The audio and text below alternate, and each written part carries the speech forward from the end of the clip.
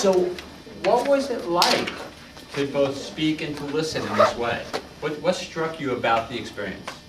Well, for speaking, for one thing, you're kind of like faced with this walls of like, I don't know, immobile faces. You really kind of find how much you build off your conversation on people's expressions and how they respond to your ideas. So it was a bit like, whoa, this is very different. Do I really believe in these ideas? So.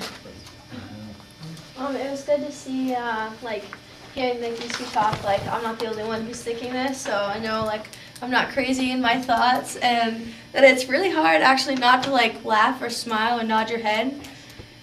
Yeah.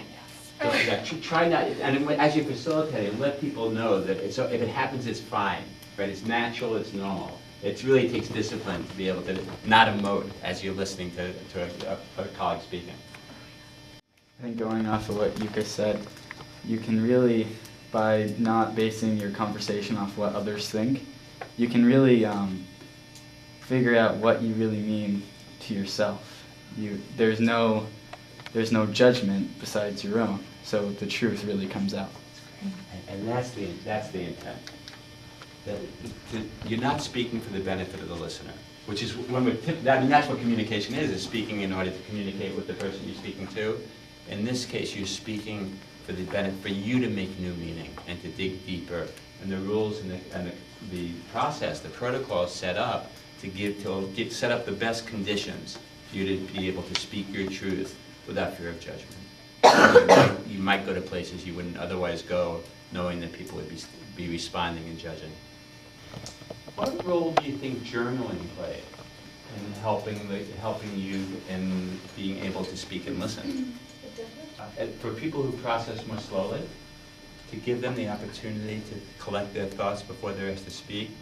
Very often the member of a group, be it an adult or a student, that's a fast processor, gets the most airtime. Because they're ready, their hands up, they get chosen. Right? Giving people an opportunity to collect their thoughts allows slower processors, perhaps deeper thinkers, to have the opportunity to make that complete active thought before having to speak. So it's a powerful tool, not just in Microlab, but before having groups enter into dialogue, so they can listen better. What did you notice about the facilitation role? What questions do you have about facilitating a Microlab? I think the cooperation of the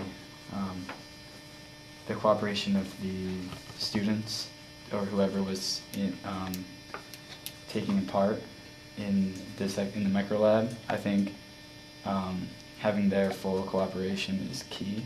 So, how would you deal with people who weren't really going after what you desired the outcome to be of the lab?